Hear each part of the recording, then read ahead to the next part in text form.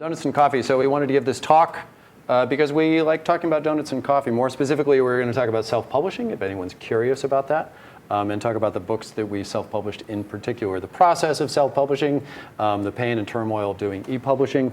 And we were thinking that we would call it self-publishing for fun.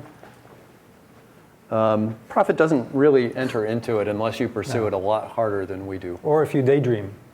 Yeah, I daydreamed when I originally published of actually making money at it, and then I realized that if you don't actually market your book, it doesn't magically happen somehow. Things don't go viral on their own, it turns out. No. So there's alternative titles that we thought of for the presentation, how to turn $20,000 into a warehouse full of books. That was your personal experience, I believe. It was a bit more than that. Excellent. Books of dollars. More than $20,000. But you didn't need that money for anything anyway. Also, writing is the easy part. Turns out the process of actually publishing, especially all the follow-on things like do you want to get it in that store and this thing and the marketing thing we haven't completely figured out. Those are all real work. The writing is just the fun part that you do at the beginning. And also, who says you need marketing to sell products? And it turns out that we say that. We will say that. And I had nothing better to do with my weekends and all of that spare time that I spent actually whipping these things into shape to do this. I thought you worked on Android. Do you have weekends? No comment. I thought that it would be appropriate to start with a reading. Do you want to? If I may, this is going to be somewhat solemn, but let's see how this goes. Donut and coffee together again. I haven't had these two since I don't know when. Oh wait, just last Friday before the weekend I had 3 or 4 or 5 then. I don't know why this is here. Okay, this is my introduction. Go. So Chet is too humble, way too humble. And this is my excuse, this is my explanation for why he's going to be funnier than me during this talk. So he is actually the official winner of the unofficial title of the funniest man in Silicon Valley, and I believe he got this through an unofficial competition. Yes, which some of these people actually saw. So you know what we're talking about. Yes. So is No there pressure. No pressure on me. All right. I'm just shifting Blame, blame. as it were. So we were going to talk about various phases. Hey, look at that. So let's talk about our books. Why don't you add a slide about your books here?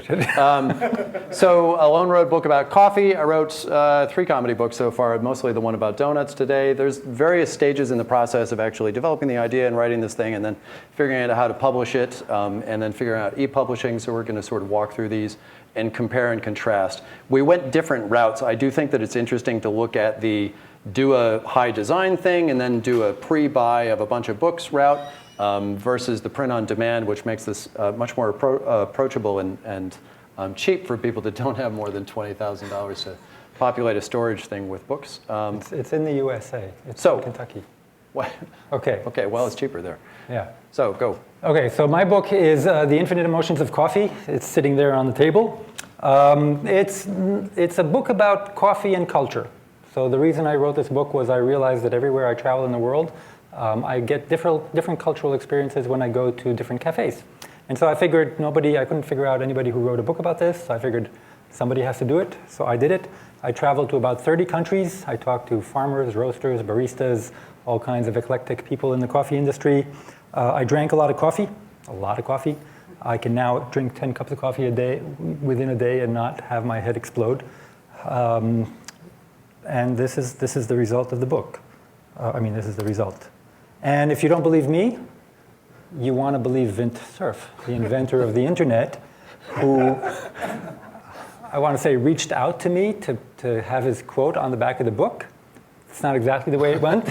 Go ahead and say it anyway. He's not here. He was involved. For those of you who are not caffeinated enough, I'll read this out. The histories of communication. Get it? Communication? Internet? Vint Cerf. And coffee's impact on socialization are interconnected from the combined perspectives of a computer scientist, that's me, and the coffee culturalist, I guess that's me too. This book elucidates, this is really funny, Never read this before. How coffee conversations have evolved from the age of exploration that characterized the 15th century. Through the 15th century, through the information age, where the internet's spheres of influence in the world of coffee continue to expand. Yeah. It's beautiful. It's beautiful. Did he know that he wrote that? Did he actually just have someone that works for him write this thing? Or was it just like algorithmically generated on some text machine? It's actually more complicated than that. But I'm not sure I should go into it. He said yes. He said,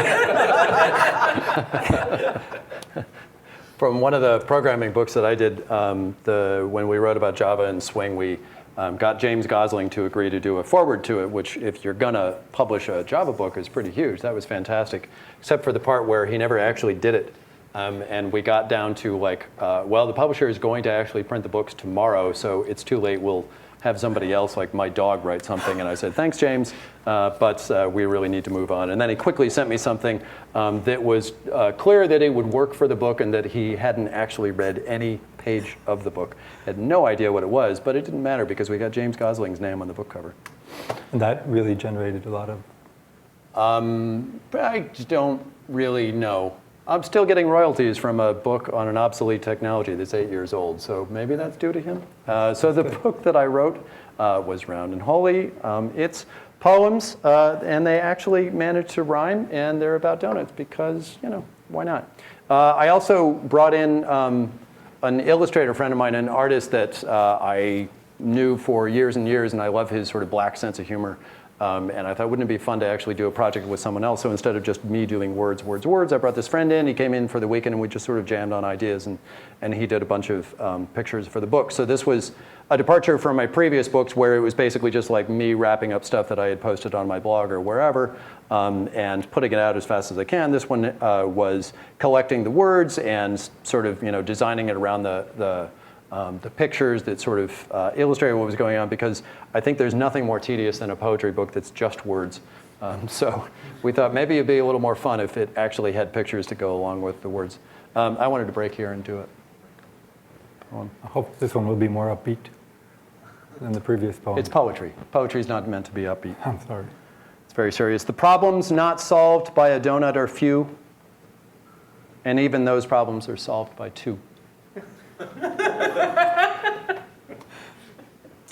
So we have a little bit of background in real publishing as well. This fed into, well, could we do a book on something that we're actually interested by instead? So years ago, I wrote this swing book, programming book. Romain Guy and I spent 6 or 9 months sort of writing and editing and editing and editing and editing and editing, and finally they published the thing.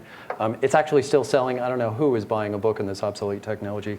I followed that up about 4 years later by a book on Flex, which seemed like a really good idea at the time, and then the platform died within about a year. Not a lot of people buying that book. These were both a whole lot of work. We were working with real publishers. To a great extent, Flex for Fun was a smaller publisher, but there was like real editors working on this thing and these specific formats that they needed you to do things in. This is in direct opposition to the process that I used for the books that I self-published. Yeah, so I wrote, actually in parallel with the coffee book, I wrote a book about data integration. You'll see it over there on the left with 2 of my former PhD students, which didn't make it less work than writing it on my own. Yeah, this was published by Morgan Kaufman, I think. Is that the MK on the cover? That's sure. What it means? Yeah. It took about 5 years, 550 pages of words, theorems, too.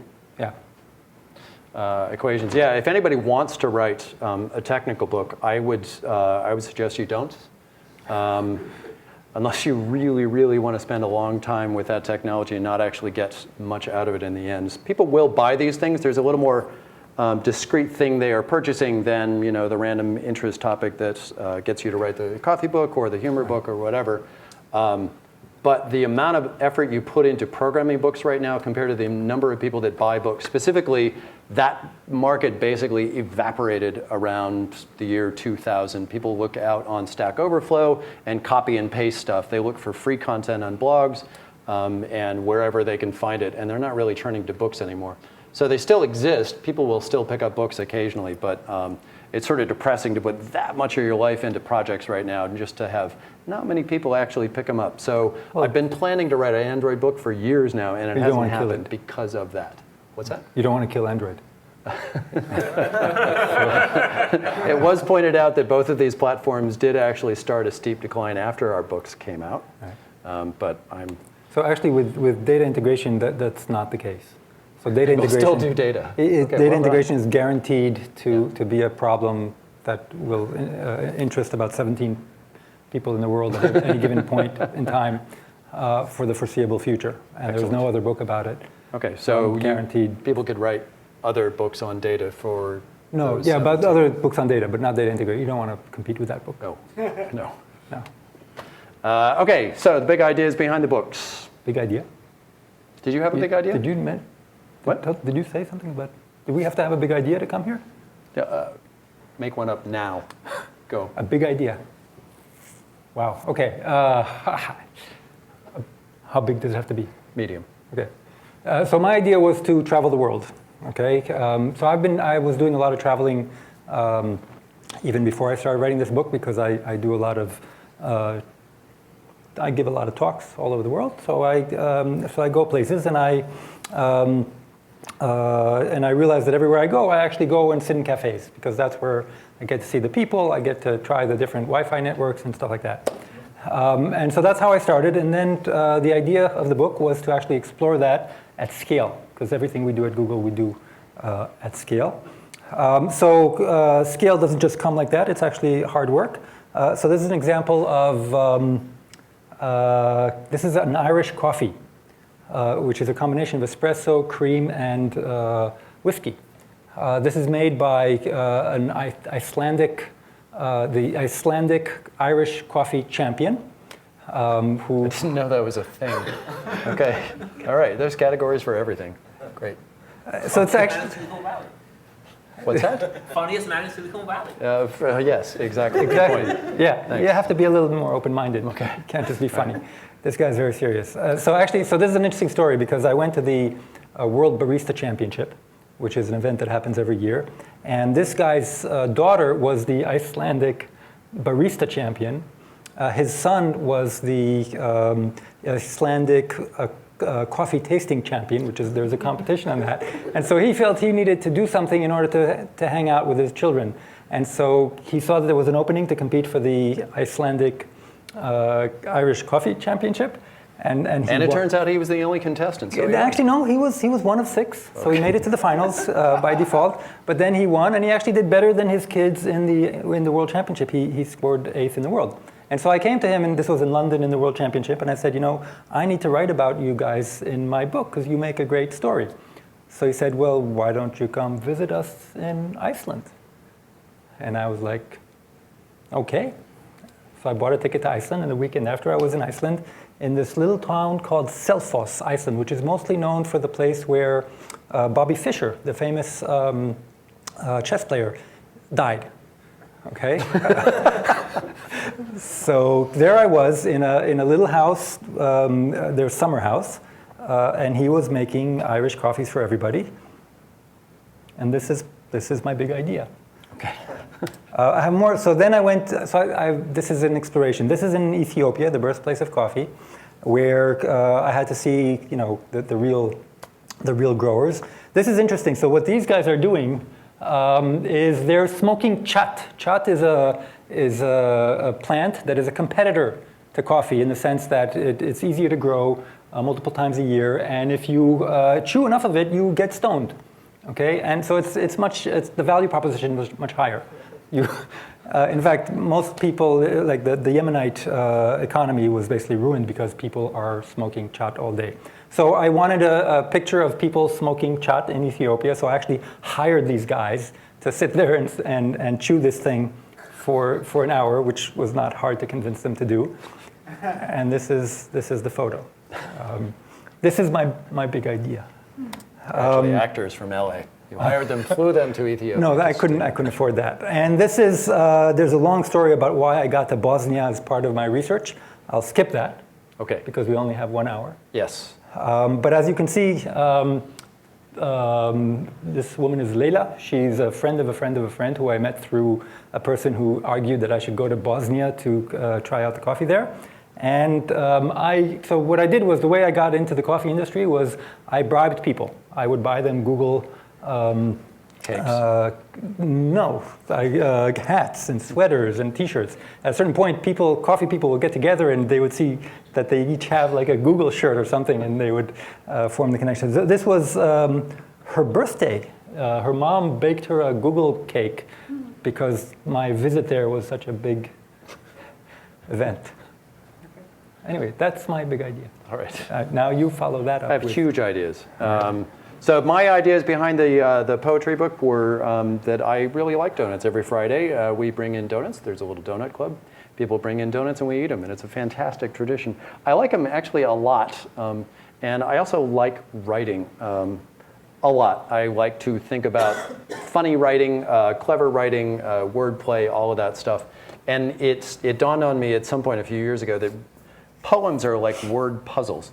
And I happen to like puzzles a lot. But you take the genesis of an idea. Sometimes it's an image that you have that you'd like to convey. Sometimes, a lot of times it's a meter. I will have a phrase, a sentence that occurs to me, and I really like the meter of that sentence, and I'd like to express an idea around it. So it usually starts from that one little nugget, and then I build something around it. The puzzle is, how can you get a rhyme scheme and a meter scheme to work and still get that same idea across? And remain consistent and whole to the original idea, and can you throw in other things along the way, like word plays, and get the word plays to occur at the right time, at the end of a verse or whatever. And so I like all the mechanics of actually putting the poems together so that they pull all of these elements together. So the idea for the coffee book began all over the world, apparently. Yes, so I was trying out Google Maps, and I made a plan. This is my plan. I put a green thingamajig marker everywhere I felt like I need to go in order to fully understand the vast majority of the coffee world. And I started executing. I should have had a map for mine that would have just had a green marker in Pleasanton. Yeah. So the process. So what I did was, I researched, I went somewhere, I wrote, I met with people, I learned stuff, and then I started writing. So I started in Google Docs because that was the simplest thing. I realized Google Docs really sucks. Sorry, this is being recorded. At the time when it started, it's not, it was the initial days of Google Docs, and it wasn't up to the level that it is today. I would say also it is not a publishing platform. It is a convenient way to record like basic text stuff, and you can do some basic formatting, but actually doing a book in it, I think, is beyond scope. Is beyond. So then I would start, I would think maybe I can do it in Word because I can do a little formatting there. I gave up on that really quickly because Word is really bad.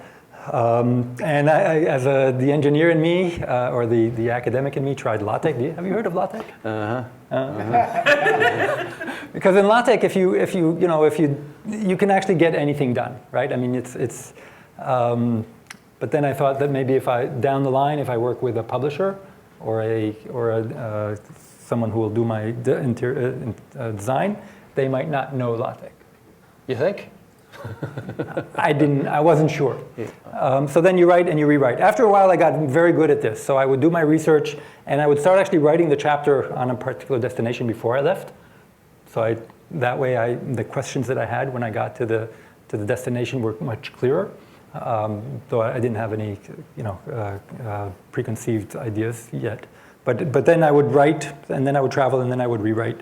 And that worked out better. So now I can, if you ask me to write about some coffee region in the world, I'm a lean, mean coffee writing machine. What did you write it in at the end? In the end, Was it InDesign?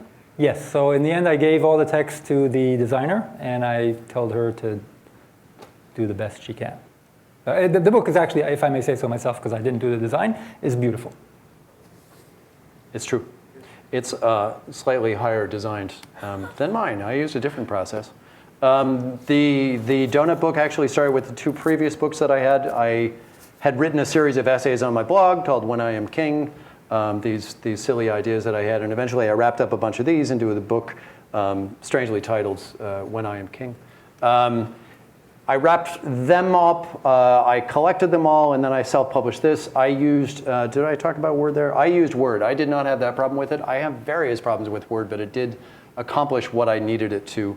You could sort of, the images, moving things around in Word gets a little bit funky, but it does allow you to stylize the text and the chapters and the headings and stuff like that. You can have footnotes. You can do the basic publishing stuff that you certainly could not do in Docs. So that was good enough for me, certainly, sitting on my own. And well, maybe when you did this, there wasn't Docs yet. I guess that might be the case. But I wouldn't use it now either because I depend on these things to sort of put it in book form, which is quite different than online form. And then I kept writing these silly essays on my blog. Eventually I wrote this second book. I wrapped things up. I spent a little bit more time sort of designing and putting this thing together, but again, using Word to do all this stuff. And then eventually I started eating a lot of donuts on Friday and writing poems and odes to those donuts because. And then I convinced this artist friend of mine to actually fly out to California and do some pictures. And I kept trying to tell him, we're not going to make money on this thing. And he came anyway, so that was great. One of the ideas that I wanted to pursue here was that I was very successful at publishing comedy books that didn't sell very well. And I thought, if there's any book in the world that doesn't sell well, it's a slim volume of poetry. So if I want the best non-selling book in the world, clearly I needed to publish some poetry. So that's what I did. So now there's a slim volume poetry that even more people can't buy. So why self-publishing? May I? So Chet is talking a lot about donuts, and he probably feels guilty for talking so much about donuts. Why? No, maybe he's not. So the interesting story behind all of this, the reason why this talk is happening is because the two of us actually met at the gym.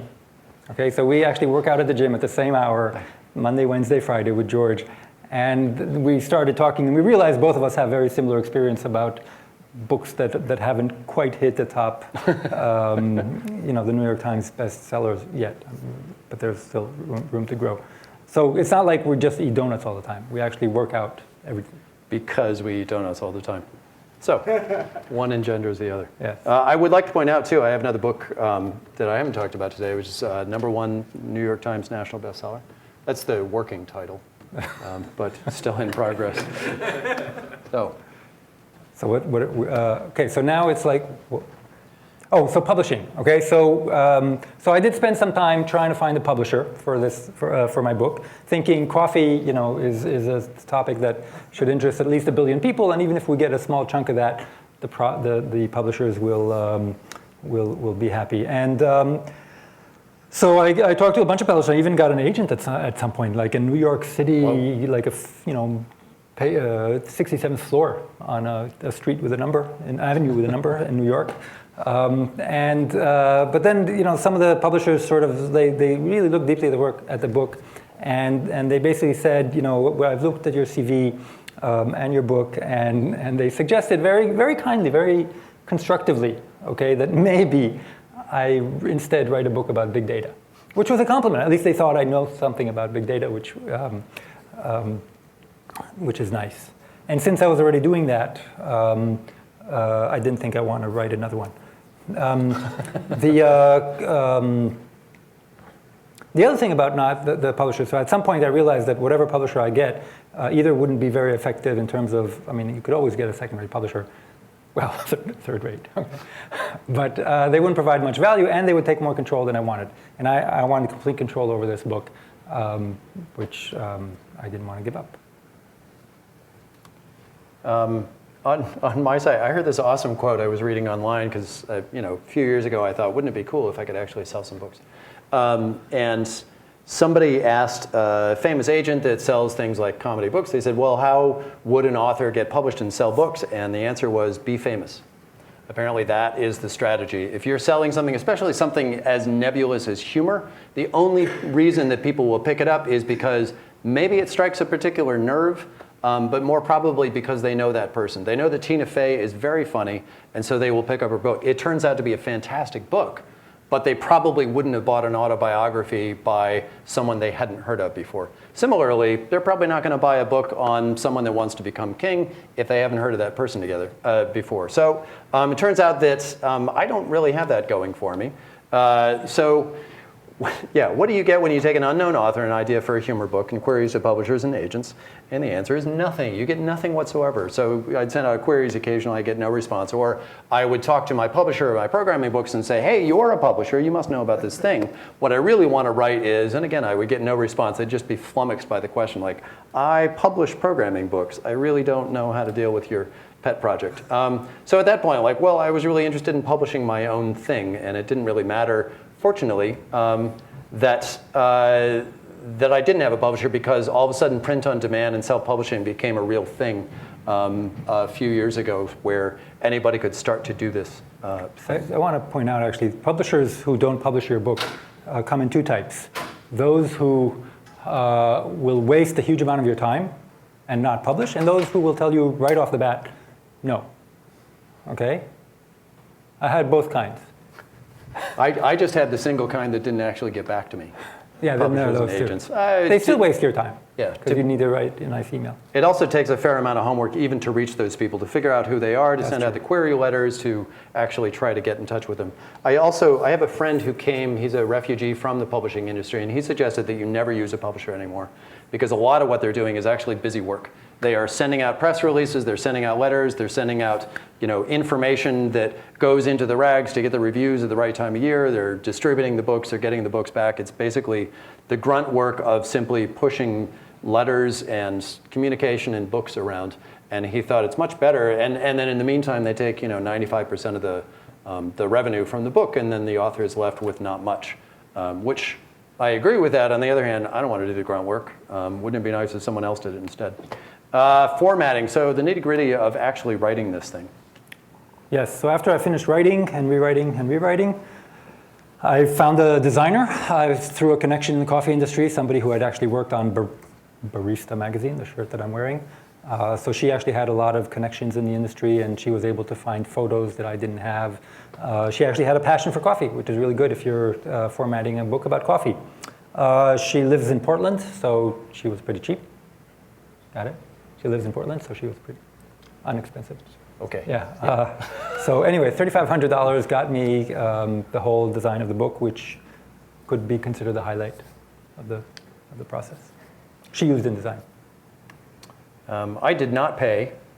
Instead, I used Microsoft Word. Styles are very helpful. You can say, this is a title, this is a verse, and it sort of automatically formats a bunch of stuff. And then you sort of dork around moving images, stuff like that, but fairly straightforward. There are templates available from publishers. So I published all three of my books right now are going through CreateSpace, which is owned by Amazon, and they have templates for things like the interior and the cover. So you can say, here's how big my book is, and they'll give you a template for a cover that matches that spine size, as well as the overall format of the book.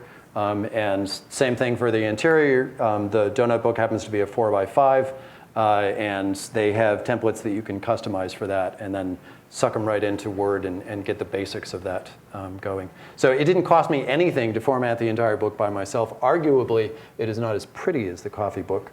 And also, it tends to take a lot of time, sort of futzing around with Word to sort of shoehorn it into the place you want it to be with the various styles, and then you change things around, and that sort of normal thing. So a little bit more work for doing everything on your own, obviously. Self-publishing process, this is where it gets interesting. The sort of, do you print ahead of time, or do you do print on demand? Right, so I was imagining sales of many millions of copies. So I had to do it, print ahead of time. So I found this publishing house in Kentucky. Okay, this was at the time where doing anything in the USA was considered patriotic. I mean, I could have done it cheaper in China, but then the shipping costs would have outweighed the benefit, so I didn't do that. I may have printed a bit too many. For some unclear reasons, the contract with the guys in Kentucky are such that they don't charge me for storing books, unless they will tell me 3 years later, which they haven't yet. So it's working out pretty well. Whenever Amazon makes an order, I send them the order, and they send it to Amazon. And every now and then, I'll replenish my garage, and it works out nicely. I contributed to their Christmas fund and their Easter fund and another Christmas fund, and so I'm doing good for Kentucky. The print-on-demand model is quite a bit different. The best thing about it, and this is the reason why I would say everybody can consider doing this if they want to actually sort of have a publishing project, is there's nothing that you pay. All you pay is your time, right? So as long as you have the software that you need, you can write it in whatever you want. You upload it in PDF format. So there was only the cost of the computer resources and the software that I was using, and then my time to actually write and format this thing. The way the money works out in print and demand, it's built into the sale. So you tell them how much you want to charge for the book, and it has to be above some minimum so that they can make the raw cost from printing the book back. So then they get their raw cost back plus some percentage of the rest, and then you get the royalties that are left. So the more you charge for the book, the higher your royalties are going to be, and the more you're going to scare away your potential customers. So the first time I tried this, Lulu.com had a lot of good press, so I went with them. It turns out they're quite expensive. It was slightly higher quality, I thought, on the cover and the paper, but I ended up having to charge a price for the book that was basically asking all of my friends to buy my book as a favor to me, which I really didn't like that dynamic. Then they feel bad because they don't want to spend $13 on a 170-page humor book. So I abandoned them when I heard of CreateSpace because they're much lower cost. I didn't have to charge that much. I can basically get away with the donut book is $4.95, and then the humor books are basically $6 and $7 each. And I can do that because, well, A, my royalties are really low because that's kind of irrelevant in this whole thing. But also the cost of them simply printing on demand is so cheap. In particular, the dynamic that pushes the price up, especially for Lulu.com, this was one of the things, is if they wanted to put it into a channel so that people could actually buy it somewhere, which I thought was kind of a requirement for a book, they basically need to build in high enough price because the retail place is going to take half of that. Right? So it has to be high enough that the place that's selling it is taking half of it, and then all of their costs and profit are built into the rest. With CreateSpace, you have the option to only sell it through Amazon and CreateSpace directly, which is what I do. And so then there's basically no retail cost. If I wanted it to be available so that Barnes & Nobles could actually sell these books in the 2 stores that they have left, then I would have to basically double that price. Then it would become a $10, $12, $13 book. Through CreateSpace as well. So I opted not to do that, and now if people want to buy the book, they can go to Amazon. It works for me. But then if it were expensive, people would have an excuse not to buy it. Now they're not buying it. True. Now I have to rationalize that they just don't like me. Yeah. Okay, thanks. Thanks for that. Appreciate it. I think I explained this thing. Yeah, I did. So here's some of the numbers involved with print on demand. So the first book that I published, it retails for $5.95. I will occasionally see it on sale on Amazon. Sometimes it's $5.49, sometimes it's $5.36. I have no idea how they set these prices. They can't be based on volume because these books don't hit volumes. But I think it's just whim. So it retails for $5.95. Out of that, I get a royalty of 68 cents. And then you can go in their site and basically say, what if I charge $6 for it? What if I charge $5? And then you can see how that affects the royalty price. I basically wanted to pick a price that was a 95 price because everybody does. So basically $4.95, I think I couldn't sell it that low, and $6.95 was too much. So $5.95, royalty of 68 cents. If I buy it directly from CreateSpace, it's $2.89. This turns out to be a pretty good thing, especially in the world where it's nice to give these gifts or sell them to people when you go to coffee conventions or whatever. And then at that point, you can buy them much cheaper in bulk and then just distribute them however you want. The next book was a little bit longer. The problem with gifts is you don't want to give somebody a gift that costs you $6.95. That's like saying, here's $7. Yeah. So that's why. So somebody gave me advice when I was pricing my book. Make it expensive so somebody wants to buy it as a gift. It's a nice gift. Has nothing to do with the book itself, right? It's just about the price. Okay, so I should jack the price on my books. $25. Thanks for that. The next book was more expensive. All their prices are determined by how thick is the book. How many trees are they killing every time they print one? So the next book I had to charge a little bit more for it because it was a little bit larger. So it's now a $6.95 book. I make a massive royalty of 85 cents. I pay only $3.32 if I want to buy them in bulk. And then the donut book is much cheaper. It turns out if it's a slim volume of poetry, there's not many pages in it. So it retails for $4.95. Fairly pittance 82-cent royalty. So that's how that works out. And then the author price is $2.15. All of that's a really good thing, except with CreateSpace, you tend to pay a bunch for shipping. I think this is where they make some of their money, just basically charging you an arm and a leg when they ship you the book. So you have to figure that in, and you also have to figure in the cost of the donuts in the corner of the room. Ebooks. Yeah, Your that took favorite. a bunch of futzing around. So I put my book on Kindle, iTunes, and Google Play, thinking Google Play would Be huge. huge. It would be huge. Yeah. Yep. And 2 of these 3 platforms generated sales. Non-zero sales, you mean? Non-zero sales, yes. Thank you. The truth is that both of our books are very gifty books, right? You want to give them as a gift. And so giving an electronic book as a gift still hasn't worked out yet. And buying somebody an iPad just in order to give them a $5 book seems a little expensive. So even though the print costs of the Kindle are very low, they haven't generated that many sales compared to the massive sales that the paper version sold. So I did ebooks for my first 2 books, not the poetry book. The poetry book, like it's really as much about the illustrations as it is about the words. And I like the way books feel, and I like the way the text flows around it. And if you stick that on a Kindle or a tablet or whatever, like it's going to completely mess it up. Like the images that I have in my previous comedy books, like they're not as good in e-form as they are in the books themselves. It doesn't matter there because that's not really what the book is about. But when it's about the illustrations, I kind of wanted it to be preserved as is.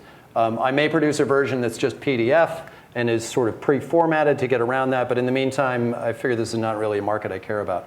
But I did bother to do ebooks for the previous 2 comedy books. And my experience was I didn't do the Apple approach. I didn't put these things out on iBooks. Kind of time thing. I didn't really feel like spending the time doing that. Kindle, they made the process easy. Basically, you can go Word to HTML. You futz around a little bit. You see how it looks on these virtual devices, these emulators that they have. And then you kind of edit the HTML directly to sort of shoehorn it into what they need, and then you're done. It's really cool. So then I did the same thing for Google Play Books. So I used Word, and then I output the HTML into Word. Turns out that's not as easy. You upload this thing. You say, OK, here's my HTML file that Kindle was happy with. How about you? And it says, nope, there's errors. Like, what errors exactly?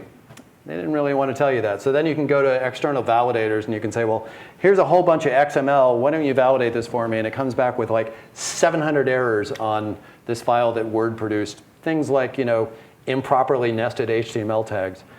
It turns out that Kindle, I think, is basically much more forgiving of errors in HTML. So I don't blame Google Play Books for not accepting the HTML because it was crap.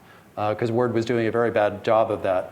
However, So you're blaming Word. I am blaming Word for having horrible output to HTML. As long as you have someone to blame. Web formats. I don't know. But it would be nice if they were a little more forgiving. What I ended up having to do with Google Play Books was rewrite it in HTML. I took all of the text from each of these books and I just put it directly in some, I think I used Dreamweaver. And then there's another program you can use. I used Calibre. Didn't you use Calibre as well? And that turns it from HTML into an EPUB format, which is basically an XML wrapper around HTML. And it worked. It just took a few more weekends to sort of get it there. And then Google Play Books was happy enough with it. And it looks reasonably good there. Again, I probably wouldn't do that with a graphically rich book like this one. It just doesn't make sense. One of the reasons to do ebooks is obviously some people prefer that. I do get, especially a lot of the followers that I have on G+ are really into their devices, and so they wanted these things available in ebook form. Okay, that's nice for them. Also, it's better for royalties because there's nothing being printed, so the costs are much lower for the publishers. So with both of my comedy books, I went through Kindle Direct Publishing, which I believe is owned by Amazon or at least affiliated with them. I can charge as low as $3 for this book, and I'm making $2 back in royalties, which is pretty good. I think with one of my books, I charged $1.99 because, hey, why not? So it's almost free money, but then the market is not as good for these books, is what I found. So not as many sales. Also, the sales that you're getting, like the dynamics of where people buy from is interesting. Like you found very little from the Playbooks when you published there. I found more on Playbooks than I did for Kindle because a lot of the people that follow me on social media are clearly in the Google camp. So they're following me on G+. They're getting their information through there. They're obviously comfortable buying on the Google Play Store. So there was more of a shift toward Play Store sales instead of Kindle sales. So yeah, see, I have a life. And so What is this thing you speak of, life? I don't, yeah.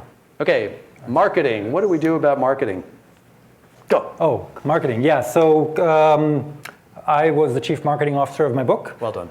Thank you. I go to coffee conferences because I get a lot of free coffee, and I get to meet a lot of interesting, fun people from all over the world. So there I did a bunch of marketing. There was a bunch of coffee media that I got. I managed to get covered by all of them. I'm on a couple of top 10 lists for niches that don't have 10 books in them. But it went well. There were a bunch of good articles about my book that came out. I usually, whenever I go and give a talk sometime, I will add another talk about coffee, like around dinner or something like that, if the hosts are interested. I actually contributed books to the NPR Fund Drive. How'd that work? How'd that work? I went to a party and I met this guy whose name I forget right now. He runs the NPR Fund Drive every quarter, sorry. And we started talking and he said, why don't you contribute a bunch of books? We'll talk about your book on NPR. And I'm like, sure. So that happened. I actually went to a bunch of local bookstores and I went to a bunch of cafes, and actually my book is selling in 10 countries or something like that in cafes. So that was just one-on-one, so this doesn't scale. Mostly to people who, cafes owned by people I wrote about, so they felt guilty that they needed to buy. And for some reason I got hot in Japan because I wrote about one of the most popular cafes there, and the owner used my book as an English textbook. So people that used to come to his shop would love to read my book because they would learn they were interested in coffee anyway and they wanted to learn English. So by reading my book, they killed two birds with one stone, literally. Huh. Things that you never expect when you write a book. On my book, it's basically word of mouth and it's social media. My social media outlets are basically a whole bunch of followers on G+ and Twitter, but they're in a specific niche. They follow me because they think I'm going to talk about Android. So they're buying your book by mistake. Or not, as it turns out. I keep hitting them with comedy, and then eventually I'd say, by the way, here's some books. Some of them buy it, but other than that, word of mouth turns out not a real huge way to market your books. I think you need to do things like go to these conferences, you go and you give books talks. This is what real authors do. They go to bookstores, they advertise this thing, they give a talk. It's a little bit harder if your book is not about a particular thing. I think you have more luck if you are trying to teach them about coffee, if you're trying to have a particular experience that you're driving with that, as opposed to, hey, here's some funny essays. The other thing, by the way, is give a talk about your book 2 weeks before Christmas. That's what I did at Google before when my book came out. So the gift thing. Then the gift thing works really well. Okay. So it turns out that publishers, I believe, still offer a service which is actually marketing your book. Whether they do that effectively or not, it's certainly part of the business that they're in. So maybe that's something that authors could still take advantage of. Okay, so why did we do this again?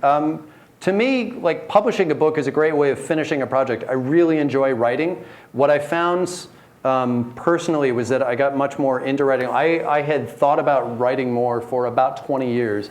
And then when blogging started, I actually started posting things online. And that actually made me start writing instead of talking about and thinking about writing. The idea that I could have an idea, I could finish it, I could sort of craft it in a way that I would like other people to see it. I was happy enough with the results that I could have other eyes on it. Was a great experience for me actually doing more writing of stuff that I was interested in. So I started publishing those blogs and jokes and videos and whatever all along. And then books are sort of the ultimate version of that. It's a way of finishing the project. It's a way of saying, I did all this stuff, and then I edited it and I crafted it into this form that I'm really proud of, and you put it in a book and you're done. And you can point to it and say, that's what I did. Maybe not a lot of people know about it, but if they're curious about it, you can sort of point to this particular thing, as opposed to saying, gee, I'd really like to write some more about something someday. So to me, it's about finishing the project. It's about having this idea, putting it all in somewhere and packaging it up and actually finishing it. Turns out there are also great gifts that you can give to people that don't expect it. Did you give the same book twice? I may have. Okay. I don't know. I I really, Okay. I We don't really want to know. Yeah, no. And it's the best thing that Alon ever did, apparently. No, it was a wonderful experience. It actually, I don't know, a big part of my identity is now tied to coffee. You can talk to people in this room who have enjoyed having a coffee guy around, or find it a bit overwhelming, or too much. But yeah, no, it's been a great exploration and project. I wanted to point out too, the book that I've been reading here. This is the one weird thing about print on demand is George ordered some books, and one of them came in a bizarre format. The actual book is about this big, and they cut this from a different sized piece of paper. It was the strangest thing. So a little non-deterministic sometimes in how they print these things. Yeah, see, these are the random things that happen to you when you write a book about coffee. So this is a coffee farmer from Brazil sitting in a cafe in San Francisco, holding up my book, being tagged on Facebook for doing that, and I had nothing to do with this. It just, these things happen. Random strangers So random sucking strangers, up to you. yeah. Doesn't Well, get better. they're not, I mean, he's just, I don't know what he's doing, but. This is right before he winged it at the cameraman. Let me see, so I wanted to end on a serious note. When there is a donut, there's nothing wrong at all. Life could be ruined, people could die, nations could crater and fall. But if there's a donut, just one single donut, then everything's good as can be. I open my mouth and suck it all in, and I am a happier me. Some people might find me vapid, my philosophy lacking and sad, but when I taste the warm sugar and fat, I figure it can't be that bad. Everyone has their own weakness, their own special things they adore. For some, it's true love or power or clothing or shopping all day at the store. For others, it might be fun gadgets or video games played all day long. And who am I to judge these pursuits or tell everyone that they're wrong? But meanwhile, I just need donuts. In fact, I'll just have that one. And then when I'm done with it, I'll have another, this time a cinnamon bun. So let all the governments fail and storms break the earth's crust apart. As long as I have my one single donut, I'll also have joy in my heart. Thank you.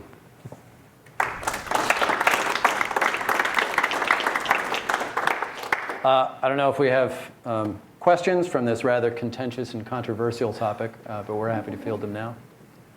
Don't always do the marketing for you. Apparently, they only do that for you if you are already famous or if they have some reason to think that your book is going to be famous. But my friend who's been published by Random Penguin and some other famous publisher. Random House and Penguin. Well, but they've Random joined Penguin. forces, so now they're Random Penguin. Well, I don't know what they're Shows calling you how themselves. much I know. Anyway, she's had to do all of her own marketing and talk to the bookstore owners to get them to carry her book. But don't they do enough marketing just to cover their costs? Yeah, they do enough to cover their costs, and they do enough to get it into some major bookstores. They do that, yes. But basically, her books have been a failure. You should buy them.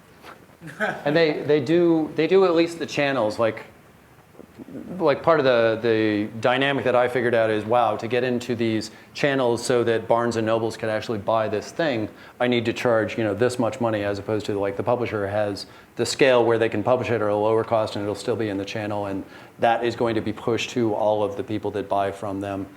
There's some amount of like just busy work stuff that they're doing beyond the sheer marketing.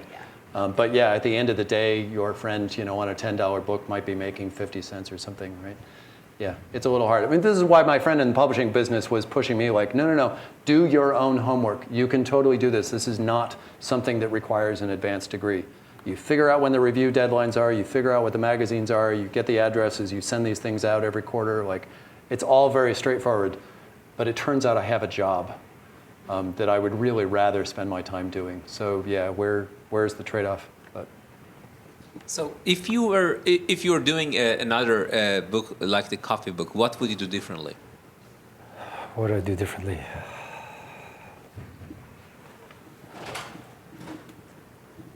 So I remain an eternal optimist. So I think that if I actually would do more marketing, or it would do better. The other thing I could do is actually try to figure out what people care about reading and tailor it more to that. So the book right now is, it's a bunch of stories about different, coffee cultures in different countries, and but it was hard. It wasn't possible for me to really test out what people care about reading in the coffee world. Okay, and people in the coffee world itself, even though they bought a lot of books, they don't read. They drink coffee. Okay, they read tweets. But in general, I mean, books about food and drinks don't do very well, which is part of the reason that the publishers were nice but not forthcoming. So maybe I would write a book about big data. Yeah, so coffee table book should be bigger, because most people, yeah. If I were to do it again, I would do a very interactive, something really out there, like an interactive book that enables you to, huh? A pop? No, like something that you can put on your iPad and you really have an experience. That you can, I don't know, that'll actually help you make the coffee or, you know. Huh? Yeah. Thanks for coming.